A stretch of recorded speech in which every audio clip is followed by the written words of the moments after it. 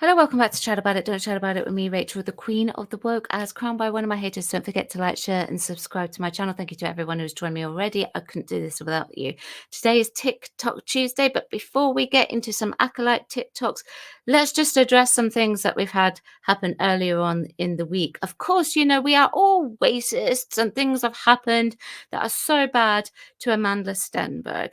She went on The View. So she went on The View and she was asked about the backlash that she has faced. Now, the voices will sound a little bit weird here. I decided to speed it up for the length purposes of my video. So if they sound like chickmunks, I do apologize. And let me ask you this. Unfortunately, the success of this show has made you a target by some in the right wing for the inclusive casting, which is something Whoopi talks about all the time. Remember, House of Dragon is also extremely inclusive, and I don't see a lot of backlash happening for that. Could it be that the storytelling is actually very good? You have received horrific racist backlash, including threats. No receipts and no receipts. Just got their word for it. And what you call intolerable racism, that is your quote. Can you talk about that a little bit? And what has that been like? Remember, she's extremely oppressed, according to her, even though she grew up in a rich family. Yeah, absolutely. And I really appreciate you giving me the space to speak about it. It's been very painful for me. It's not something that I think you can emotionally prepare for.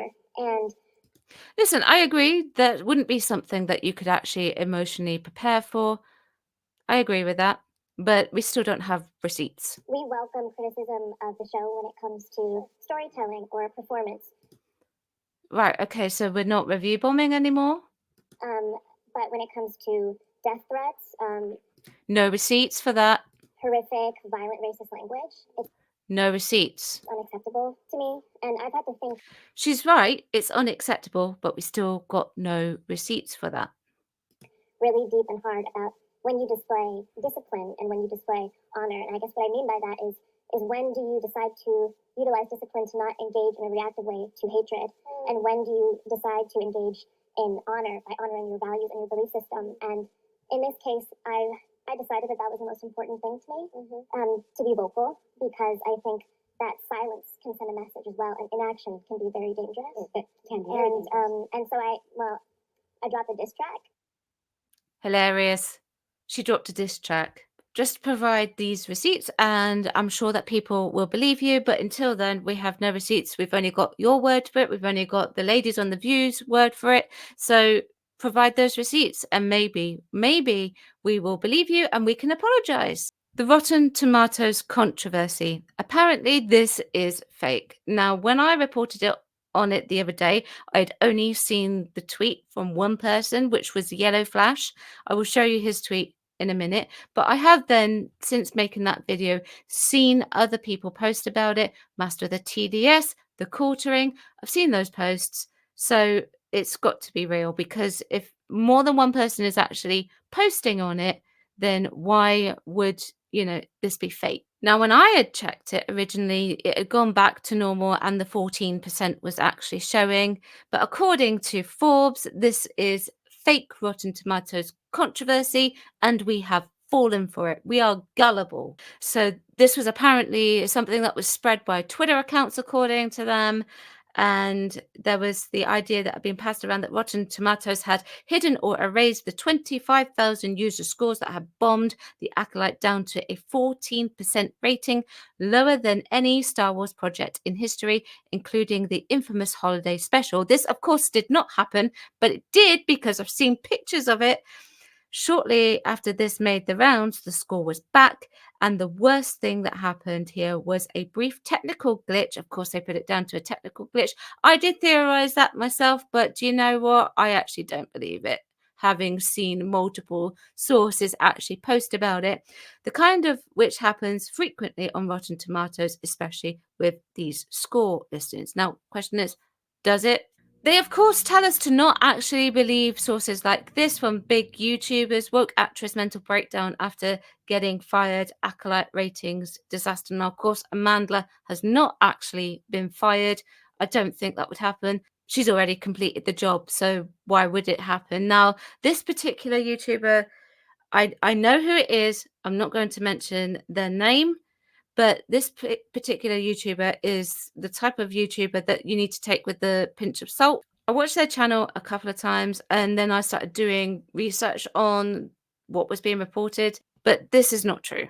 So here is what Yellow Flash posted. Looks like the audience score is being removed from TV shows in general over on Rotten Tomatoes.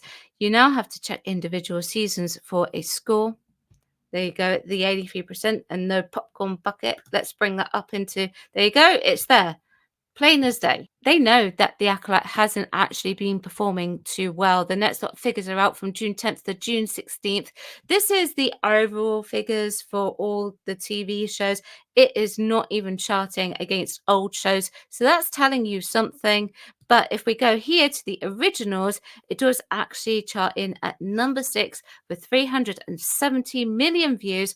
And it was number of episodes released at the time would have been 3, and it is on Disney Plus. Now, Samba is a little bit ahead of the Nielsen figures, but the Nielsen figures generally tell you everything that you actually need to know about a TV show. The Acolyte is scoring for the week of 17th of June to the 23rd of June in at number 6. So it's not really sort of budging. We'll take that as what you will, good or bad.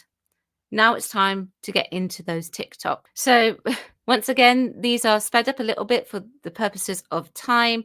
But this lady, she's talking about episode 7 of The Acolyte.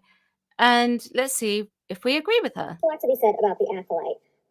And so I am going to do a rapid fire, few quick thoughts about this past episode and just the show in general. Firstly, Mesa Windu said this on Twitter, but I also want to repeat it. The Acolyte would have been fine as an 8-episode format if they were an hour long.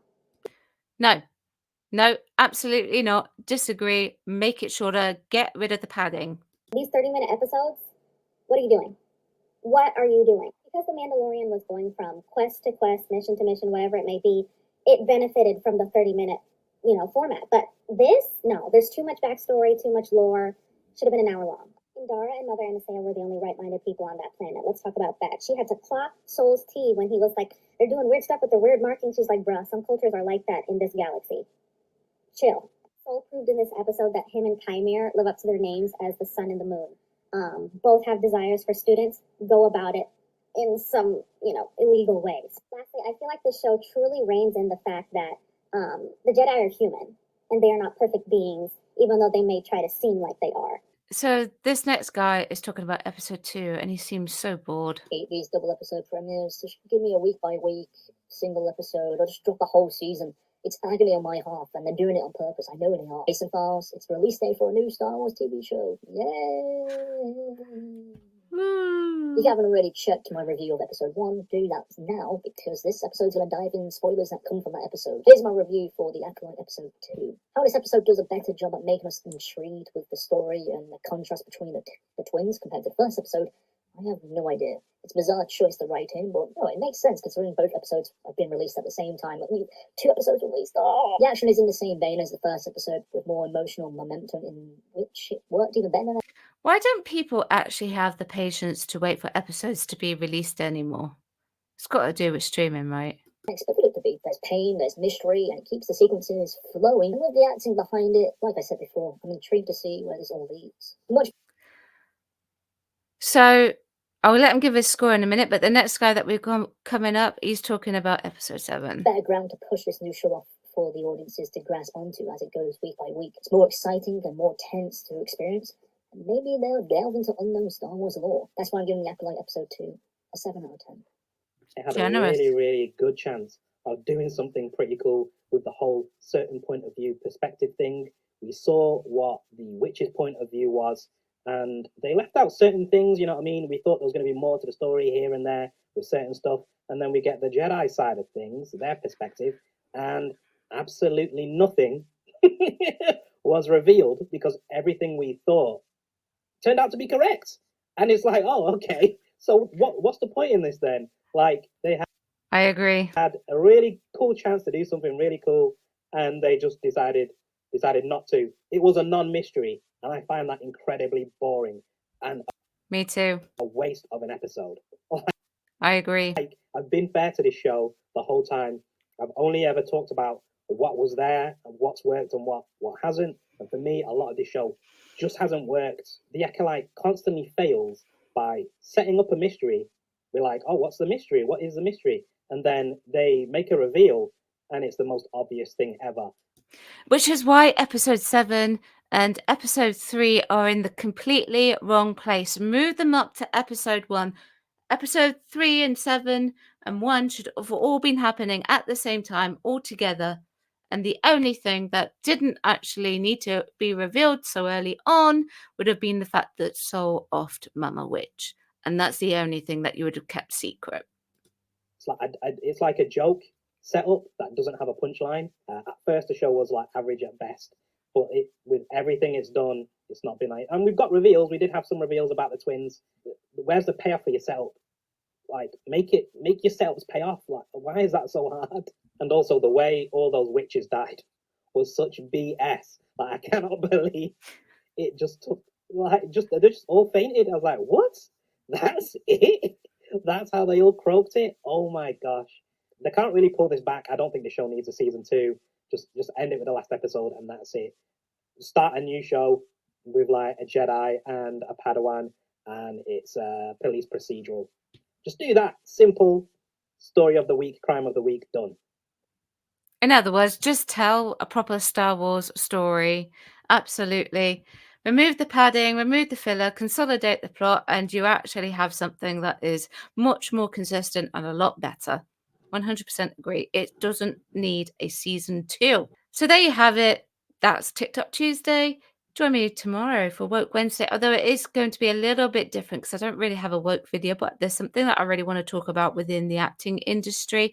Let me know what you think of The Acolyte episode 7 and those TikToks in the comments below. Remember to chat about it, don't shout about it. Thanks very much for watching. Like the video if you'd like to like the video and subscribe if you would like to as well. And I will see you tomorrow at 4 p.m. Bye-bye.